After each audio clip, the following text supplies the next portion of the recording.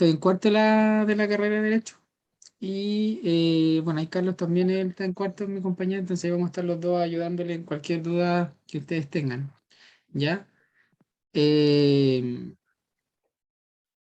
Vamos a partir primero, vamos a repasar toda la materia de la profesora. Voy a tratar de explicarla de la forma más simple posible, porque como son nuevos conceptos, supongo que tendrán hartas dudas. Igual la idea, si tienen dudas durante el transcurso de la clase, me la van haciendo para que las vayamos resolviendo con ejemplos y con diferentes cosas, ya que el derecho procesal al principio, cuando uno lo ve, es un poco complejo por la diferente terminología que tiene técnica, entonces requiere mayor explicación. Porque yo cuando estuve en primero de procesal, en procesal uno también me costó entender algunas cosas como estaban tan técnicas, entonces es parte del proceso. Después ya se van a acostumbrar.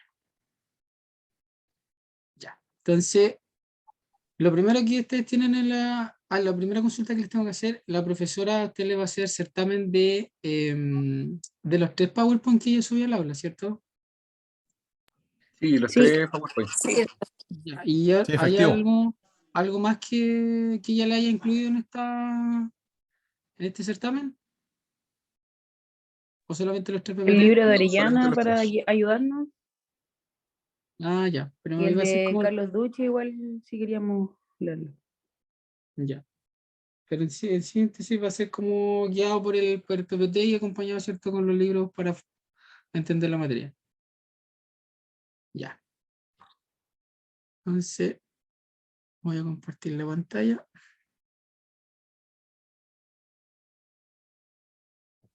Entonces, en el concepto que les dio la profesora, ¿cierto?, del derecho procesal, son que estudia las normas que regulan esta organización, el funcionamiento de los tribunales de justicia y los procedimientos que deben utilizar las personas naturales o jurídicas para ejercer sus pretensiones y contrapretensiones ante los órganos jurisdiccionales. O sea, es como la definición. Entonces, aquí, ¿qué nosotros podemos rescatar de esta definición? Define, ¿cierto?, la organización de todos los tribunales, el Voy derecho a... procesal, por eso este derecho se separa en dos, que es el orgánico y el funcional. Como el orgánico, el mismo nombre lo dice, define, ¿cierto?, la organización, los procedimientos, ¿cierto? Y el funcional, todas las formas como se va a proceder ante los tribunales de justicia.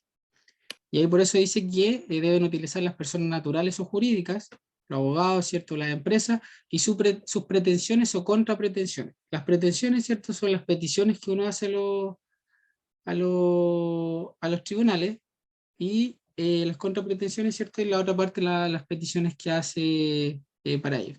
Ya tengo todo aceptado, sí. También lo define como un conjunto de normas y principios que regulan la organización de la actividad jurisdiccional del Estado para la aplicación del derecho y los procedimientos a través de los cuales se verifica tal actividad. Entonces, en cierta manera, ustedes tienen que aprenderse de memoria, ¿cierto?, una de estas definiciones. Lo principal que ustedes tienen que entender es que el derecho procesal, ¿cierto?, estudia las normas que organizan todo el procedimiento, ¿cierto?, ante los tribunales de justicia. Eso es lo principal que ustedes tienen que entender y aprenderse una de estas definiciones. ¿Ya? ¿Cuáles las características que le indica la profesora, ¿cierto? Forma parte del derecho público, porque está la rama, ¿cierto?, que una de las características común de todas las ramas del derecho, el derecho constitucional, el derecho procesal, ¿cierto?, el derecho civil, forman parte del derecho público, y por regla general son normas de orden público. ¿Ya?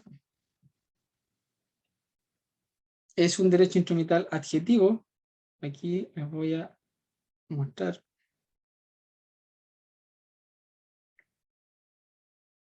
Mis apuntes.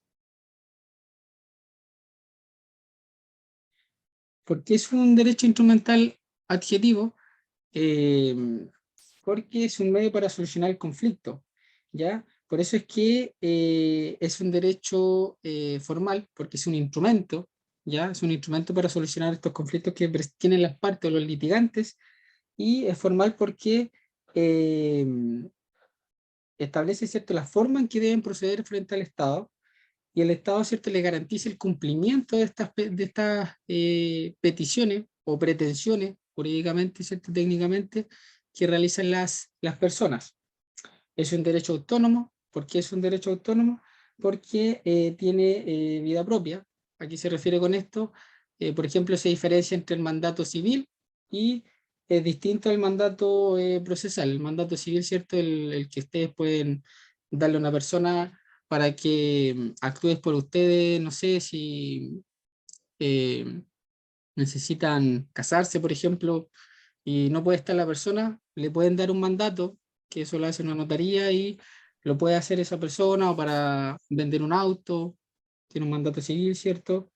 Y le dan cierta esta autorización a esta persona. Y el mandato procesal, el mandato que ustedes tienen que hacerlo en virtud de la ley, que es para representar a las personas ante los tribunales de justicia. Entonces, por eso es un derecho autónomo, por eso le llaman un derecho autónomo, porque es independiente. ¿Ya? En su clasificación es según su objeto y según la materia. ¿Por qué es importante? Esto es lo que le hablaba al principio. Según su objeto, ¿cierto? Orgánico, funcional. Y en esta es orgánico, como la palabra lo dice, define, ¿cierto?, toda la organización y atribuciones de los órganos jurisdiccionales. ¿Y cuáles son los órganos jurisdiccionales? Los tribunales de justicia. Esos son los órganos. Entonces define su organización. Y si ustedes van al Código de Procedimiento Civil, al Código Orgánico de Tribunales, ahí establece, ¿cierto?, cuántos tribunales van a haber en cada región, corte de apelaciones que va a estar, el nombre de las cortes de apelaciones, dónde van a estar, entonces las define. Y las atribuciones que ellos van a tener. Por ejemplo, el Tribunal de Familia no va a tener las mismas atribuciones que los tribunales laborales, que los tribunales civiles, entonces ahí establece, ¿cierto?, la forma orgánica establece estas atribuciones. Y la parte funcional, esta se refiere a las normas, ¿cierto?, de que las conductas o que las partes y los tribunales deben cumplir en la sustanciación del proceso, o sea, durante el proceso. Va a haber un funcionamiento, un procedimiento que tienen que cumplir, ¿cierto?, que también está regulado, que el Código de Procedimiento Civil, por eso mismo se llama procedimiento, que las partes y los tribunales deben realizar y llevar a cabo. Por eso son las grandes diferencias, ¿cierto?, entre el orgánico y el funcional. A ver si hay alguien más. Y la otra clasificación también, esto es súper importante también, siempre lo preguntan los profesores para que ustedes lo tengan presente, las clasificaciones, la definición también y las clasificaciones. Normalmente le pregunta a un profesor, dígame las clasificaciones del derecho procesal. Entonces ustedes dicen según su objeto y según la materia. Y según su objeto, ¿cierto? Orgánico, funcional, según la materia civil o penal. Y ahí definen una de ellas. Como la profesora va a ser escrito, también va a ser, voy a conversar con ella para que me pueda dar como, indicarme la forma en que ella va a proceder en su evaluación, si va a presentar casos o simplemente va a ser con preguntas o pide. Entonces ahí voy a tratar de hablar con ella a ver qué, qué me dice y poder ayudarle igual en este aspecto. ¿Ya? Entonces, según la materia, para definirle en el civil, está compuesto, ¿cierto?, con normas de orden privado normalmente, porque ahí se presentan los problemas de los particulares, la compraventa, ¿cierto?, el arriendo, el mandato y muchos otros problemas que tienen los particulares, entonces las define y están contempladas en el Código Civil y en el Código de Comercio. Y en el ámbito penal, ¿cierto?, profundamente en características, en normas de carácter penal que ahí están reguladas, ¿cierto?, en el Código Penal. ¿Ya? Entonces ahí también hay un derecho procesal, formas como de proceder ante los tribunales. La acción. Estas son como las partes más importantes que ustedes tienen que, o sea, de memoria tienen que saber la definición de acción. O sea, es lo principal. O sea, durante toda la carrera, todos los cursos de derecho procesal que ustedes tengan, tienen que saber lo que es la acción. La jurisdicción, el proceso, el procedimiento son como las cosas más básicas que los profesores normalmente preguntan de este ramo. O sea, la acción es lo principal. O sea, eso lo van a preguntar.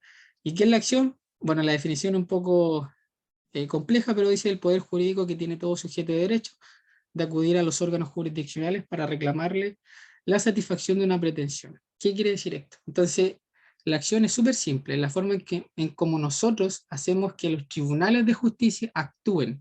Por ejemplo, yo necesito, ¿cierto?, que tengo un problema con mi vecino, ¿cierto? porque ocupo mi terreno y necesito que esto se corrija. Entonces, ¿cómo yo pongo en movimiento los tribunales o cómo hago que los tribunales me defiendan? Por eso dice, para reclamarle la satisfacción de una pretensión, o sea, para que ellos me solucionen lo que yo estoy pidiendo a través, ¿cierto?, de una demanda. Entonces ahí yo estoy actuando.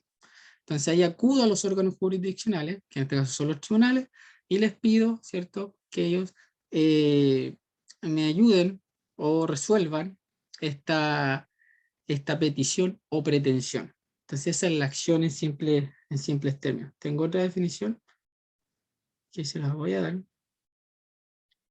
que también se define como una manifestación de voluntad de alguna de las partes en un litigio, porque en principio nadie puede ser obligado a deducir una acción, por eso es voluntaria. Es un acto eminentemente voluntario y potestativo y depende, ¿cierto?, de quien dice el titular del derecho. ¿Ya? Entonces, más que nada tienen que comprender eso de la acción. Contenido, ¿cierto? Bueno, eso es lo que uno pretende, obtener una sentencia favorable.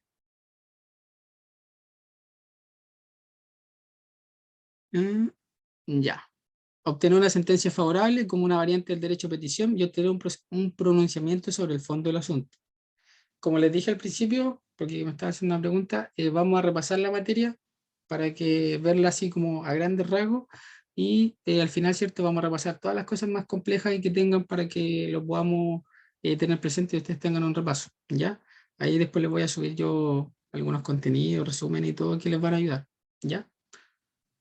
Ya, en el proceso, la otra definición, ¿cierto?, que es importante, que se trata de una secuencia de actos que se desenvuelven progresivamente con el objeto de resolver mediante un juicio autorial conflicto sometido a su decisión. El proceso es como el género y el procedimiento, ¿cierto?, en la especie. Entonces, aquí hablamos del proceso, es todo lo que se desenvuelve, ¿cierto?, en las partes, donde hay actos que van a ser, primero, ¿cierto?, la demanda, la notificación, después de la notificación de la demanda, ¿cierto?, responde la otra parte. Entonces, son series de actos que están dentro de esto, entonces por eso se llama el proceso. Y la definición, ¿cierto?, mediante un juicio de autoridad para que se resuelva esto con la decisión, ¿cierto?, de un juez. Y el elemento distintivo del teleológico, que es, ¿cierto?, los fines o propósitos que va a tener cada parte en esta, en esta demanda. ¿Ya? El procedimiento está dentro del proceso y como lo define, cierto, conjuntos de actos ordenados que se desarrollan ante los tribunales de justicia. En otros términos, el proceso es movimiento. Y aquí el procedimiento, ¿cierto?, son, si bien el proceso es general, el procedimiento es la especie. Entonces acá, por ejemplo, una persona para interponer una demanda tiene que cumplir con un procedimiento que lo establece el Código de Procedimiento Civil, que debe, ¿cierto?, llevar el nombre de las partes, domicilio, profesión, ¿cierto?, las peticiones concretas. Eso, ¿cierto?, es un acto, que es un procedimiento dentro del proceso. ¿Ya? Entonces, por eso es que se le define como todos estos actos. La forma de distinción de los conflictos, la autocompositiva y heterocompositiva. La autocompositiva, ¿cierto?, es que uno mismo, ¿cierto?, lo soluciona sin necesidad de un tercero, y la heterocompositiva uno lo soluciona, ¿cierto?, con la intervención de un tercero. ¿Ya? Las unilaterales lo hace uno solo, y ahí, bueno, se habla, ¿cierto?, cuando uno toma la autotutela por sí mismo, cuando yo tengo un problema con una persona y no sé, lo normal, en vez de yo recurrir a los tribunales, voy y por tener este problema le golpeo, ¿cierto?, le hago un daño, cualquier cosa, entonces ahí estoy actuando por causa propia. ¿Sí, André? Eso, sí, eso corresponde a bilaterales, lo que usted menciona con respecto a la autotutela, en donde uno de las dos partes trata de arreglar el asunto. No, la autotutela es cuando una de las partes, por eso es que es autocompositiva, una de las partes, ¿cierto?, eh, soluciona el conflicto. Y ahí por eso dice unilaterales y bilaterales, porque unilaterales con la voluntad de una persona y bilateral, ¿cierto?, es la voluntad de ambas personas. Y por eso más abajo la profesora lo clasifica en las unilaterales y bilaterales. Entonces, cuando ustedes vean esta diferencia, autocompositiva, ¿cierto?, unilateral es con la voluntad de una persona, no es de la otra, y las bilaterales, ¿cierto?, es con la voluntad, ¿cierto?, de ambas partes. Y ahí ella da los ejemplos, que ahí los vamos a ver más adelante, de estas clasificaciones, ¿ya? Y el heterocompositiva, ¿cierto? Ahí habla el proceso judicial y el arbitraje que se definen. Entonces, ahí está, ¿cierto?, la definición, que es una forma de solucionar conflictos jurídicos de forma directa y pacífica en virtud de una sumisión o renuncia total o parcial de las pretensiones de las partes de un acuerdo directo entre ellas, ¿ya? La autocomposición, aquí en rasgos generales, ¿cierto?, sorprende que las partes mismas llegan a una solución de un conflicto, sin que ningún tercero se implique directamente en dicha solución, interactuando con las partes. De lo anterior, ¿cierto?, se desprenden dos tipos de fórmulas. Ahí la compañera, ¿cierto?, me estaba preguntando si es que las partes llegan a acuerdo. Aquí está la definición general, porque es la regla general que debería expresarse. Pero aquí, por ejemplo, en la autotutela consiste en tomarse justicia de mano propia, o sea, es unilateral, sin recurrir a la previa asistencia, ¿cierto?, mediadora juzgadora. Entonces acá la persona está autotutelándose en ese derecho. O sea, tú me quitaste el terreno, yo voy, ¿cierto?, golpeo a la persona y así trato de solucionar el terreno, y voy y le quito el terreno nuevamente que me quitó y me autotutelo. Entonces, ahí está actuando de forma unilateral, ¿ya? Pero las otras clasificaciones, desistimiento, ¿cierto?, allanamiento, renuncia, por ejemplo, el desistimiento va a corresponder a una de las partes, no es bilateral, ¿ya? Porque una persona se desiste de la demanda, no son ambas partes que se ponen de acuerdo, oye, mira, me pongo de acuerdo para que tú desistas de la demanda. No, eso no se aplica, ¿ya? El allanamiento tampoco, o sea, oye, allánate, que es como el allanamiento es aceptar las peticiones o pretensiones de la otra parte. Entonces ahí yo no me puedo poner de acuerdo con la otra parte y decir, oye, ¿por qué no me aceptáis todo lo que yo te estoy pidiendo? Entonces ahí él, ¿cierto?, va a decir, está bueno, pero resulta que no, porque uno solamente ve si cada abogado, cada parte ve si es que va a aceptar o no las peticiones del otro. Y por ejemplo, en la renuncia, los dos no pueden renunciar, o sea, no pueden ponerse de acuerdo para que renuncie. Entonces, obviamente, son formas autocompositivas unilaterales, o sea, con la voluntad de una de las partes. ¿Sí? Buenas noches, Sergio. Una consulta. La regla general de la forma autocompositiva unilaterales es que es una acción del demandante. O sea, va a depender, ¿cierto?, del demandante o del demandado, porque, por ejemplo, si el demandante está pidiendo, ¿cierto?, tales cosas, y resulta que el demandado también, en la contestación de la demanda, solicita algo al tribunal, también va la otra parte poder, me allano a la petición del demandante, o el demandado se allana a la petición. Entonces, igual va a depender, ¿cierto?, de lo que ocurra en el proceso. O sea, ambos van a tener, ¿cierto?, esa oportunidad, ¿ya? Entonces, Sí, sí, a lo que me refiero más que nada básicamente es que en la autocompositiva unilateral, la acción independiente de lo que diga la contraparte nace en el demandante. correcto, sí, nace el demanda. Principalmente es que principalmente, o sea, perdón, principalmente nace, ¿cierto?, en el demandante, porque él es el que está pidiendo, desiste de la demanda, porque él es el que la presenta, el demandado, ¿cierto?, no se va a desistir. En el allanamiento puede darse en ambas partes. En la renuncia, ¿cierto?, obviamente va a renunciar a la acción el que está demandando. El demandado no puede renunciar a la demanda del otro. Entonces, ahí en este aspecto, ahí, ¿cierto?, se aplica la regla general, como dices tú, principalmente al demandante. Pero en el allanamiento, ¿cierto?, pueden ser los dos. Entonces, ahí, Muchas gracias, Sergio. ya. Entonces, en el desistimiento de la demanda, ¿cierto?, un modo normal, porque lo dice, ¿cierto?, poner término a un proceso que se caracteriza por ser imprejuzgada la cuestión controvertida, pues no llega a dictarse la sentencia definitiva que ponga término al juicio decidiendo el objeto procesal. Aquí es donde les explicaba yo a ustedes que aquí el demandante, ¿cierto?, por ese motivo presentó la demanda y resulta que no vio que se solucionó el problema o a veces motivo pudo llegar a un acuerdo, entonces él decide desistirse de seguir con esta demanda en perjuicio de la otra persona. Entonces por eso es imprejuzgada, porque el juez, ¿cierto?, no dictó una sentencia y como dice, ¿cierto?, es un acto del propio demandante y por eso extingue las acciones. Y ahí es lo que vimos, ¿cierto? Las acciones, ¿cierto?, del movimiento que hace para que los tribunales actúen, entonces extingue todas estas acciones. en relación a las partes litigantes. Eso es sumamente importante, ¿ya? Porque el desistimiento de la acción lo hace solamente los que están discutiendo o litigando en el juicio, y no todas las personas o a quien haya afectado. Él nuevamente podría iniciar la acción, la misma acción o la misma demanda contra otras personas, porque obviamente a ellos no le afecta este desistimiento. Y el allanamiento, es cierto, consiste en la aceptación de la pretensión del demandante por parte del demandado. Como consecuencia del anterior, el juez dictará sentencia.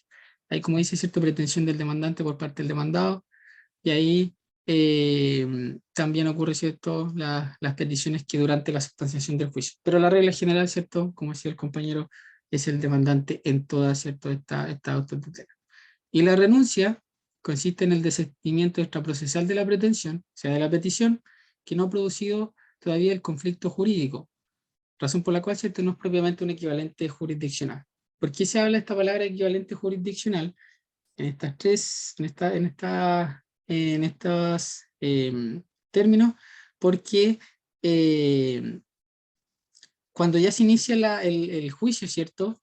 El desistimiento, por ejemplo, lo hace la parte, el juez tiene que resolver, aceptar, ¿cierto? Que acepte el desistimiento. Entonces, es una forma como de resolver el litigio. Entonces, por eso se llama equivalente jurisdiccional, porque la jurisdicción, como vamos a ver, ¿cierto?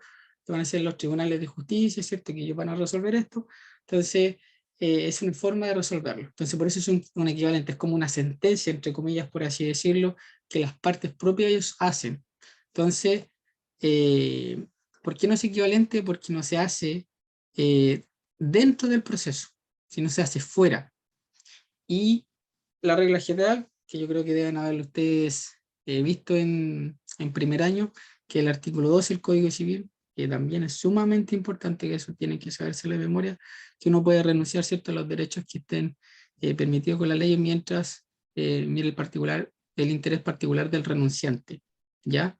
Si ustedes renuncian y esto afecta a la otra parte, no pueden renunciar, porque el propio artículo 12 lo dice, que solamente mire el interés particular, o sea, mi propio interés, porque si yo ya le genero un perjuicio a la otra persona y renuncio, o sea, va a seguir teniendo el perjuicio. Entonces, cuando no tenga este perjuicio, yo voy a poder, ¿cierto?, renunciar a todas las acciones que tenga.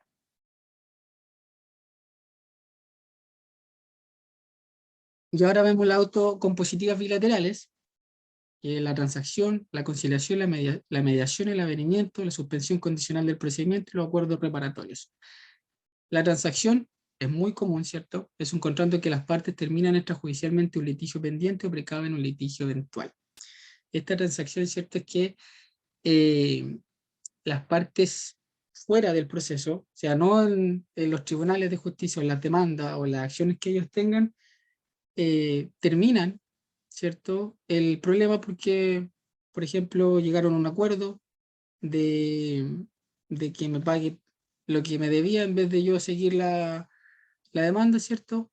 O porque precava en un litigio eventual. Por ejemplo, si yo le debía a una persona dinero y resulta que ya pasó un tiempo y para que él no me demande, hacemos, ¿cierto?, un poder, o sea, una escritura pública, por ejemplo, hacemos un documento notarial que quede registro de que yo le pagué a él la deuda. Entonces ahí estoy precaviendo yo un posible litigio que podría haber en caso de que él me diga, ¿sabes qué? Me pagaste después de plazo la deuda y me lo tienes que devolver, ¿ya? Entonces ahí estoy precaviendo. ¿Por qué produce efecto de cosa juzgada?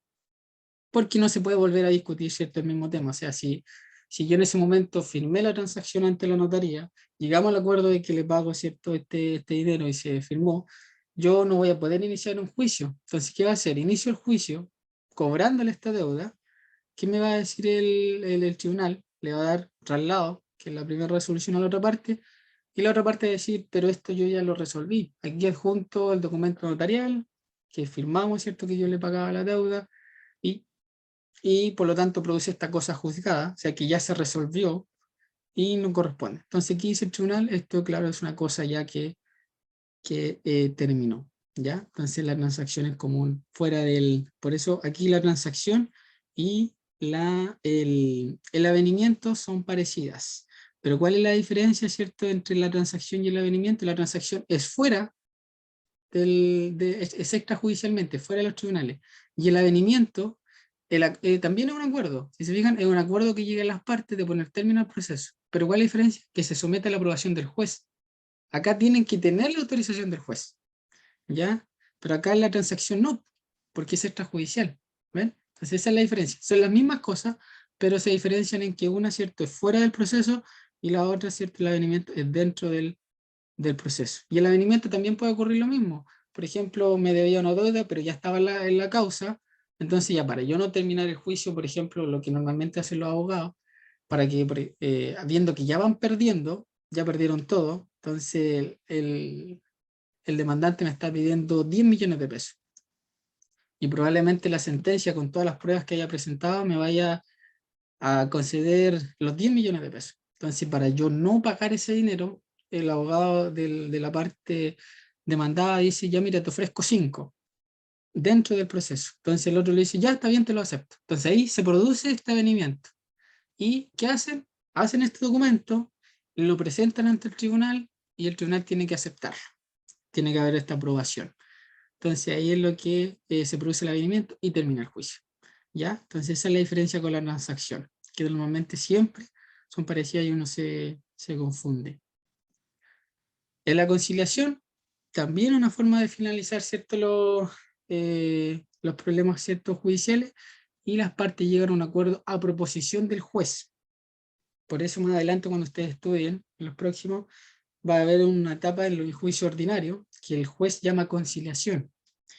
Y ahí el juez, ¿cierto? Fija las bases, ¿ya? Fija las bases de esta conciliación y por eso lo propone el juez. Y bueno, ahí se diferencia, ¿cierto? Con la mediación, porque ahí el rol fundamental es del juez al momento de generar las bases del acuerdo. Y en la conciliación también, pero es diferente. Pero lo que tienen que tener principalmente es que finaliza el proceso con un acuerdo a proposición del juez. ¿Ya? Tal cual como está acá. Y la mediación, aquí también un procedimiento de gestión y solución de controversias, en que dos o más partes de forma voluntaria pretenden alcanzar por sí mismos un acuerdo con intervención del tercero ajeno al conflicto. Esto normalmente se ve en las causas de familia, ¿ya? Cuando antes de iniciar los juicios, las partes tienen que ir a una mediación, que en esta intervención del tercero es distinto al juez, ¿ya? Por eso es que la conciliación y la mediación también se parecen, pero se diferencian. Ya eso lo tienen que tener presente. La conciliación lo propone el juez, la mediación no, porque es un tercero ajeno al conflicto, y en el conflicto, ¿cierto? Son las partes litigantes y está el juez que resuelve. En cambio aquí el tercero, ¿cierto? En este caso sería como el rol del mediador, que en las causas de familia normalmente se ve eh, estos problemas. El avenimiento ya lo vimos. La suspensión condicional del procedimiento, ¿sí? Disculpa, una consulta. En la mediación, yo tengo notado que se da, bueno, el procedimiento, ¿cierto? Quedó más parte de forma voluntaria, o no, ¿Sí? o no necesariamente. Es que es de voluntaria, por ejemplo, a veces puede ocurrir, es que mira, en las causas de familia, tú antes de iniciar un proceso, el juez te pregunta si tú fuiste a mediación y no hay ninguna parte que a ti te ordene como que el tribunal dicte una resolución de ir a mediación. Las partes tienen que ir voluntariamente a hacer la mediación, si no, no pueden iniciar la demanda. Ya no es que el juez te diga vaya a mediación, ¿cierto? Es como un requisito. Entonces Ah, tienen ya. que ir a la mediación y es voluntario. Ellos tienen que ir. Si no van, no van a poder iniciar las causas de familia ni nada por el estilo. Y esa es una Entonces, gran diferencia que tiene la forma voluntaria con la conciliación, ¿o no? claro, justamente, porque Perfecto. acá en la conciliación, si vemos, la conciliación lo propone el juez. Llega a un acuerdo de proposición del juez. Entonces el juez le propone estas bases y ellos tienen que ver en base a eso cómo van a llegar al acuerdo para terminar, ¿cierto? El juicio en las causas. Vale, muchas gracias. Y una suspensión condicional del procedimiento, ¿cierto? Consiste en un acuerdo entre el fiscal y el imputado con el propósito de suspender el procedimiento en la medida que se cumplan con los requisitos legales y condiciones que el juez de garantía determine que el imputado deberá cumplir por el plazo que determine, el que no podrá ser superior a un año y superior a 3. Bueno, esto lo van a ver más detalladamente adelante, pero en simples palabras, el fiscal, ¿cierto? Y el imputado, en este caso, para que él a veces no vaya a la cárcel, suspende este procedimiento con una medida. Y normalmente, por ejemplo, si hay un accidente de tránsito que hubieron un cuasi delito de lesiones y la persona no tiene antecedentes intachables, ¿cierto? No ha tenido causas judiciales con los tribunales.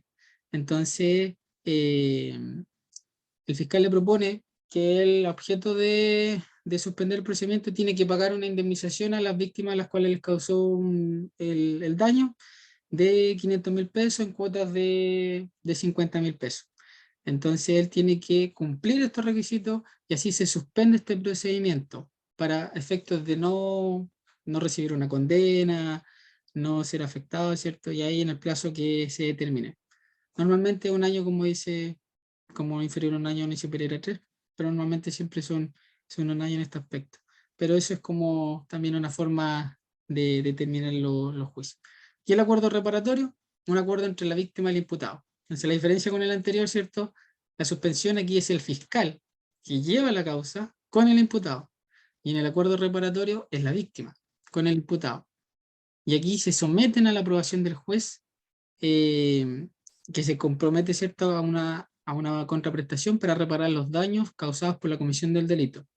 Normalmente es lo mismo, ¿cierto?, que es como la suspensión condicional del procedimiento. La diferencia es, ¿cierto?, que las partes ya son diferentes. La primera, el fiscal con el imputado, y la segunda, la víctima con el imputado.